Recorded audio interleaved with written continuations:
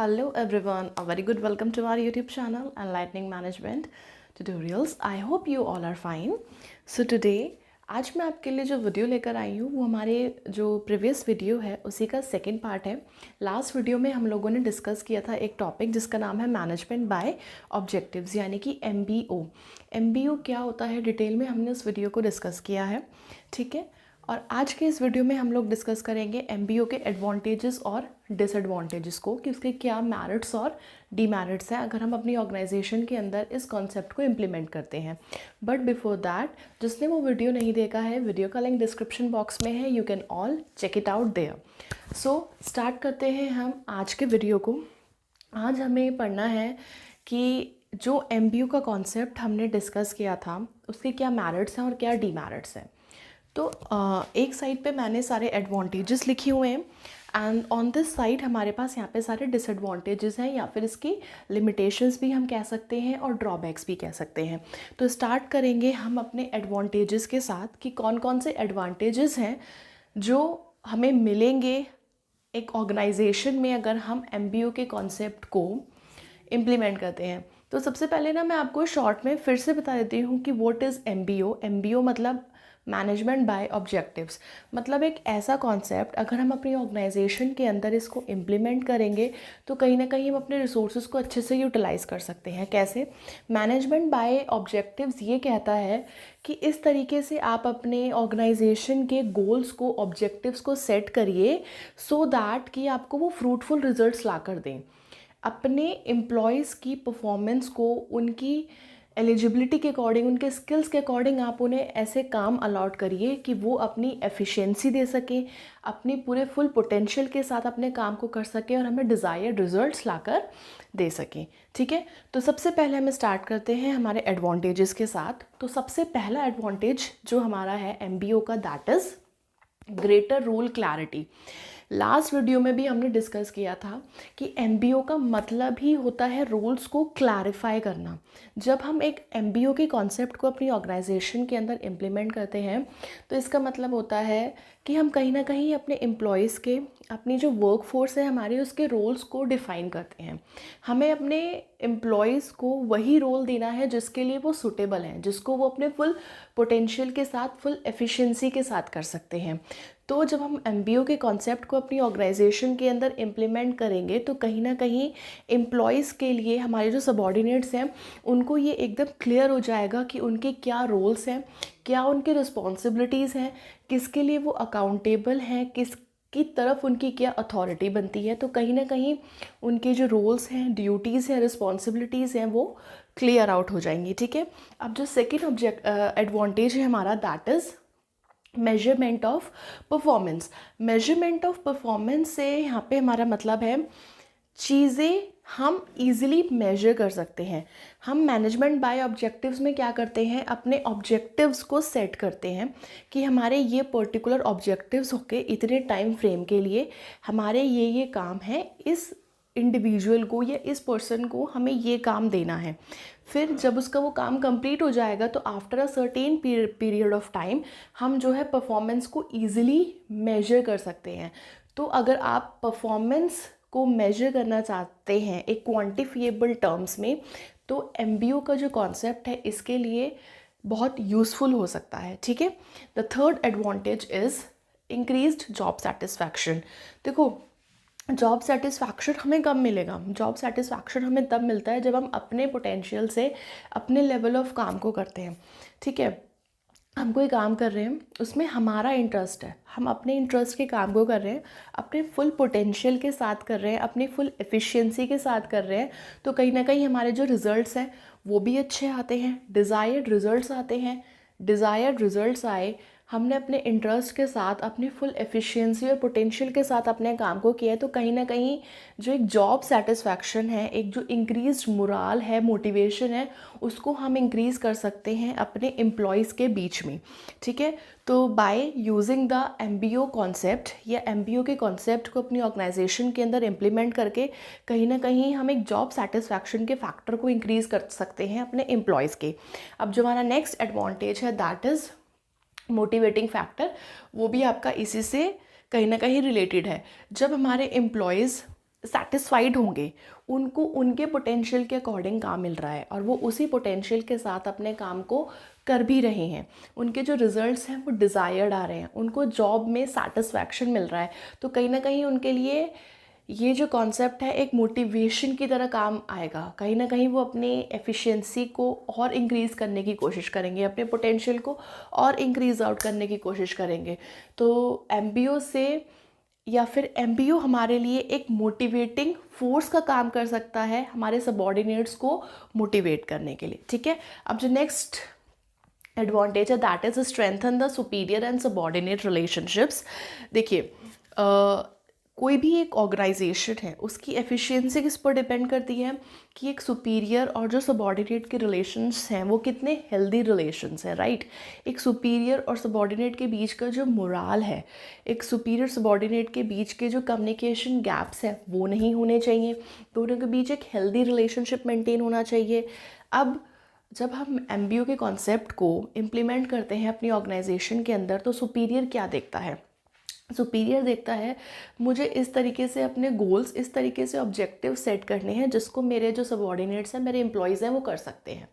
वो अपने सबॉर्डिनेट्स के, अपने एम्प्लॉयज़ के स्किल्स, एक्सपर्टीज़, उनकी एलिजिबिलिटी को देख के ही गोल्स और टारगेट्स को सेट करता है। तो कहीं ना कहीं सबॉर्डिनेट के माइंड में ये चीज़ है कि मैनेजमेंट को हमारा ख्याल है, ठीक है। और जब एम्प्लॉयज़ अपने फिर फुल पोटेंशियल के साथ काम करते हैं और डिज़ायर्ड रिज़ल्ट निकल कर आते हैं तो कहीं ना कहीं सुपीरियर को जो सबॉर्डिनेट से एक एक्सपेक्टेशंस थी, एक आउटपुट को लेके रिज़ल्ट चाहिए था, वो भी उन्हें मिल गया। तो इन रिटर्न जो एक्सचेंज होता है सुपीरियर और सबॉर्डिनेट के बीच वो रिजल्ट्स तो हमें मिल रहे हैं। तो सुपीरियर सबॉर्डिनेट के रिलेशनशिप्स ऑटोमेटिकली अच्छे मेंटेन होंगे, एक हेल्दी रिलेशनशिप्स मेंटेन हो सकते हैं। ठीक है, अब जो नेक्स्ट एडवांटेज है that is maximum utilization of resources. Maximum utilization of resources का क्या मतलब है? देखो कितने तरीके के रिसोर्सेज हमारी ऑर्गेनाइजेशन के अंदर देखे जाते हैं। फाइनेंशियल रिसोर्सेज, हमारे जो फाइनेंस, हमारा जो इन्वेस्टमेंट अपने अपने बिजनेस के अंदर किया हुआ है। And the second one is हमारा एचआर, जो हमारा मैन पावर हम यूज़ करते हैं। ठीक है, हमारे मटेरियल्स हो गए, हमारे प्रोडक्शन हो गए, तो ये सारे क्या हैं हमारे, ये सारे हमारे रिसोर्सेज हैं। अगर हम अपने रिसोर्सेज को अच्छे से यूटिलाइज़ करते हैं तो कहीं ना कहीं ये हमारे वो फैक्टर्स हैं जो हमारे ग्रोथ और सर्वाइवल के लिए आगे जाके काम करेंगे। एमबीओ के कॉन्सेप्ट से हम अपने रिसोर्सेज को कैसे अच्छे से यूटिलाइज़ कर सकते हैं? देखो, एमबीओ के कॉन्सेप्ट से हम अपने रिसोर्सेज को अच्छे से ऐसे यूटिलाइज़ कर सकते हैं क्योंकि हम at the time of planning ही चीज़ों को पहले से एक वेल प्लान तरीके से करते आ रहे हैं, एक मैनर की फॉर्म में करते आ रहे हैं। लाइक हमने अपने टारगेट्स और गोल्स डिसाइड करे हैं कि हमें ये टारगेट्स हैं, ये गोल्स हैं और हमें इतने with in the time frame हमें इसको अचीव करना है, और हम अपने एम्प्लॉयज़ को वही काम दे रहे हैं जो ईजिली कर सकते हैं। उस पर्टिकुलर एम्प्लॉय को वही काम दिया जा रहा है जो उसकी स्किल्स, उसकी कैपेबिलिटीज़ के साथ मैच हो रहा है। तो यहाँ पे हमारा मैन पावर का अच्छे से यूटिलाइजेशन हो रहा है, हमारे जो टाइम है, टाइम मैनेजमेंट हमारा अच्छे से हो रहा है, हमारा जो फाइनेंशियल रिसोर्सेज हैं वो भी हमारे अच्छे से हो रहे हैं, ना तो हमारा मैन पावर आइडल बैठा है। ठीक है, दूसरी चीज़ टाइम हमारा अच्छे से मैनेज हो रहा है, जो हमने और भी रिसोर्सेज लगाए हुए हैं वो भी हमारे अच्छे से मैनेज हो रहे हैं। तो कहीं ना कहीं ज़्यादा से ज़्यादा मैक्सिमम यूटिलाइजेशन कर सकते हैं हम रिसोर्सेज का अगर हम एमबीओ के कॉन्सेप्ट को अपनी ऑर्गेनाइजेशन के अंदर इम्प्लीमेंट करते हैं। Next point is participative management. Participative management का मतलब है कहीं ना कहीं जो एमबीओ का कॉन्सेप्ट है ना वो एक पार्टिसिपेटिव मैनेजमेंट लेकर आता है ऑर्गेनाइजेशन के अंदर। जब एमबीओ में गोल्स, एमबीओ के थ्रू हम गोल्स और ऑब्जेक्टिव्स को सेट करते हैं तो कहीं ना कहीं एक डिस्कशन, एक पार्टिसिपेटिव एनवायरनमेंट बना होता है हमारी ऑर्गेनाइजेशन के अंदर, हमारे एम्प्लॉयज़ के बीच में, हमारे सुपीरियर्स के बीच में एक आपस में एक कम्युनिकेशन रहता है। ठीक है, जब पार्टिसिपेटिव इन्वायरमेंट हमारी ऑर्गेनाइजेशन के अंदर होगा जो अगेन कहीं ना कहीं एक हेल्दी रिलेशंस मेंटेन करेगा between the superior and the subordinate, cordial relations maintain होंगे। तो एक पार्टिसिपेटिव मैनेजमेंट अगर आप अपनी ऑर्गेनाइजेशन के अंदर इम्प्लीमेंट करना चाहते हो तो which can be possible through the implementing MBO concept. And the last advantage is good feedback system. Good feedback system से क्या मतलब है? अब हम अपने एम्प्लॉयज़ को हर एक लेवल पे अपने साथ इन्वॉल्व करने की कोशिश करते हैं, राइट। चाहे हमारे टारगेट सेट करने की बात हो, गोल्स को सेट करने की बात हो, उनकी ड्यूटीज़, उनके रोल्स और रिस्पॉन्सिबिलिटीज़ एलोकेट करने की बात हो, फिर उनकी जब परफॉर्मेंस को मेजर किया जाता है तो उन्हें अच्छे से चीज़ें बताई जाती हैं कि यहाँ पे आपकी वीकनेस रही है, ये चीज़ें आपके स्ट्रॉन्ग पॉइंट्स थे, ये आपके स्ट्रेंथ्स रहे हैं। तो हर जगह हम अपने एम्प्लॉयज़ को इंगेज कर रहे हैं, तो उससे हमारा पार्टिसिपेटिव इन्वायरमेंट क्रिएट होता है। जब पार्टिसिपेटिव इन्वायरमेंट क्रिएट होता है तो कहीं ना कहीं एम्प्लॉयज़ की तरफ से जो फीडबैक है ना, वो भी हमारे पास अच्छा ही आता है। कहीं ना कहीं एक ओपननेस क्रिएट होता है हमारे ऑर्गेनाइजेशन के अंदर। जो एम्प्लॉयज़ हैं वो अपना फीडबैक देते हैं, चाहे किसी वीकनेस को लेकर हो, चाहे किसी हमारे स्ट्रॉन्ग पॉइंट्स को लेकर हो। तो एक अच्छा फीडबैक सिस्टम भी आप इम्प्लीमेंट कर सकते हो अगर आपने अपने एमबीओ के कॉन्सेप्ट को अपनी ऑर्गेनाइजेशन के अंदर इम्प्लीमेंट किया हुआ है तो। ठीक है, सो ये थे हमारे सारे एडवांटेजेस जिनको हम ऑर्गेनाइजेशन के अंदर ला सकते हैं अगर हम एमबीओ के कॉन्सेप्ट को यूज़ करते हैं। अब हम आते हैं हमारे ड्रॉबैक्स पे, यानी कि हमारे लिमिटेशंस पे। हर चीज़ के पॉजिटिव्स और नेगेटिव्स दोनों होते हैं, राइट। तो पॉजिटिव पॉइंट्स क्या थे वो भी हमने डिस्कस करे हैं। अब एमबीओ के कुछ नेगेटिव पॉइंट्स भी हैं, या फिर हम ये कह सकते हैं कुछ ड्रॉबैक्स हैं जिसकी वजह से कहीं ना कहीं ऑर्गेनाइजेशन एमबीओ के कॉन्सेप्ट को ईजिली इम्प्लीमेंट नहीं कर पाती हैं। ठीक है, तो number 1 is that is lack of support of top management. देखो, अगर हम पहले की ऑर्गेनाइजेशंस की बात करें तो जो हमारी पहले ऑर्गेनाइजेशंस होती थी दैट जो कि कहीं ना कहीं फॉलो करती थी एक ब्यूरोक्रेटिक स्ट्रक्चर। उन्हें चाहिए होता था कि ऑर्गेनाइजेशन के अंदर हमारा ही कमांड होना चाहिए, हमारे ही सारे रोल्स होने चाहिए, एक अथॉरिटी मेंटेन रहनी चाहिए थ्रू आउट द ऑर्गेनाइजेशन। तो ऐसे कल्चर में हम एमबीओ के कॉन्सेप्ट को इम्प्लीमेंट नहीं कर सकते, क्योंकि एमबीओ का जो कॉन्सेप्ट है वो क्या डिमांड करता है। एमबीओ कॉन्सेप्ट डिमांड करता है आपका पार्टिसिपेटिव मैनेजमेंट, और पार्टिसिपेटिव मैनेजमेंट हमारे ब्यूरोक्रेटिक कल्चर का पार्ट नहीं होता। ब्यूरोक्रेटिक कल्चर क्या होता है, जहाँ पे वन बॉस, एक ही कमांड चलेगी, सिर्फ उसी की चीज़ें सारी मानी जाएंगी। तो ऐसी ऑर्गेनाइजेशन के अंदर, ऐसे कल्चर के अंदर हम अपने एमबीओ के कॉन्सेप्ट को इम्प्लीमेंट नहीं कर सकते। ठीक है, the second point is difficulties in quantifying the goals and objectives. MBO में एक चीज़ और आती है कि हम अपने गोल्स को, हम अपने ऑब्जेक्टिव्स को, हम अपने टारगेट्स को जो डिफाइन करते हैं वो क्वांटिफिएबल टर्म्स में डिफाइन करते हैं। क्वांटिफिएबल टर्म्स का मतलब होता है जिस चीज़ को हम क्वांटिटी के अंदर मेजर कर सकते हैं उसको बोला जाता है क्वांटिफिएबल टर्म। अब ज़रूरी नहीं है हर गोल, हर ऑब्जेक्ट, हर टारगेट को हम क्वांटिफाई कर सकें। कुछ चीज़ें ऐसी होती हैं जिनको हम क्वांटिफाई नहीं कर सकते, तो वहाँ पे हमारा जो एमबीओ का कॉन्सेप्ट है वो फेल हो जाता है। And the third one is costly and time consuming process. Costly कैसे है, एमबीओ के पूरे प्रोसेस को अपनी ऑर्गेनाइजेशन में इम्प्लीमेंट करने का मतलब है सारी चीज़ों को अच्छे से पहले एनालाइज करना। किस तरीके का हमारा ऑर्गेनाइजेशन है, किस तरीके का ऑर्गेनाइजेशन कल्चर हमारी ऑर्गेनाइजेशन के अंदर अडॉप्ट किया जा रहा है, किस तरीके के एम्प्लॉयज़, किस तरीके की मैन पावर, किस तरीके का वर्क फोर्स हमारी ऑर्गेनाइजेशन के अंदर है, उनकी क्या स्किल्स, क्या कैपेबिलिटीज़ हैं। तो ये सारी चीज़ों पे एक बहुत पेपर वर्क लगता है, बहुत टाइम कंज्यूमिंग प्रोसेस है। It's not a one day process कि हमने आज ही सारे गोल्स, ऑब्जेक्टिव डिसाइड कर लिए और आज ही हमने सारी रोल्स और रिस्पॉन्सिबिलिटीज़ को एलोकेट कर दिया। ऐसा नहीं होता, इसमें एक लॉन्ग टाइम ऑफ स्पैन हमें चाहिए होता है सारी चीज़ों को एलोकेट करने में, एनालाइज करने में। तो अगेन वहाँ पे हमारे रिसोर्सेज भी लग रहे हैं, हमारा टाइम भी जा रहा है और कहीं ना कहीं इट इज़ एक्सपेंसिव। ठीक है, and the next point is emphasis on the short term goals. देखो, एमबीओ का जो कॉन्सेप्ट है ना, उसका जो एम्फेसिस रहता है वो हमेशा शॉर्ट टर्म गोल्स पे रहता है। कभी भी आप लॉन्ग टर्म गोल्स और ऑब्जेक्टिव्स को एक्चुअल में क्वांटिफाई नहीं कर सकते। ठीक है, हम हमेशा छोटे छोटे गोल्स को लेके चलते हैं कि अभी हमारा स्टार्टिंग में प्रायोरिटी इस गोल की है, देन हमारी इस गोल की है, देन हमारा ये टारगेट रहेगा, ये ऑब्जेक्टिव रहेगा। तो जहाँ पे लॉन्ग टर्म गोल्स की बात आएगी, जहाँ पे हमारे लॉन्ग टर्म विजन की बात आएगी, वहाँ पे हम अपने एमबीओ के कॉन्सेप्ट को इम्प्लीमेंट नहीं कर सकते। ठीक है, next is lack of adequate skills and training.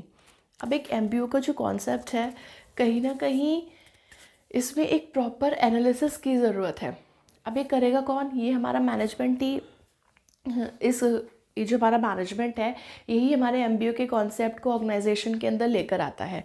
लेकिन इस पूरे कॉन्सेप्ट को अगर हमें अपनी ऑर्गेनाइजेशन के अंदर इम्प्लीमेंट करना है, उसके लिए there should be a proper adequate skills, proper सारी चीज़ें होनी चाहिए। अगर वही स्किल्स और ट्रेनिंग ना हमारे पास है, ना हमारे एम्प्लॉयज़ के पास है, तो हम अपने एमबीओ के कॉन्सेप्ट को इम्प्लीमेंट नहीं कर सकते। अगर हम इम्प्लीमेंट कर भी लेंगे तो वो कुछ टाइम फ्रेम के बाद वो जो हमारा कॉन्सेप्ट है वो फेल हो जाएगा, वो एक ड्रॉबैक में कन्वर्ट हो जाएगा।